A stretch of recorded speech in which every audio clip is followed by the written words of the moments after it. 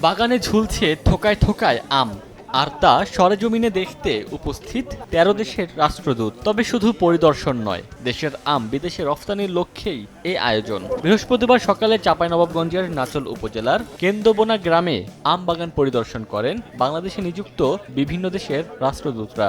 এ সময় তাদের সঙ্গে ছিলেন বাণিজ্য প্রতিমন্ত্রী আহসানুল ইসলাম টিটু ও কৃষিমন্ত্রী মোহাম্মদ আব্দুস শহীদ। বাগানে চাষাবাদ ও ফলন ব্যবস্থাপনায় বিদেশি অতিথিরা মুগ্ধ হয়েছেন জানিয়ে কৃষিমন্ত্রী বলেন, বর্তমানের চেয়ে কয়েকগুণ বেশি আম রফতানির লক্ষ্যেই বাগান পরিদর্শনের এ আয়োজন। এ সময় বাণিজ্যমন্ত্রী আহসানুল ইসলাম টিটু বলেন, নিরাপদ ও সুস্বাদু আম রফতানি বাড়াতে আম চাষিদের বিভিন্ন সমস্যা সমাধানে কাজ করছে সরকার। Brunei, Australia, Indonesia, Malaysia, Spain, Pakistan, Singapore, Thailand সহ ১৩ দেশের রাষ্ট্রদূত ও জাতিসংঘের বিশ্ব খাদ্য কর্মসূচি WFP এর ডেপুটি কান্ট্রি ডিরেক্টর আম বাগান পরিদর্শন করেন।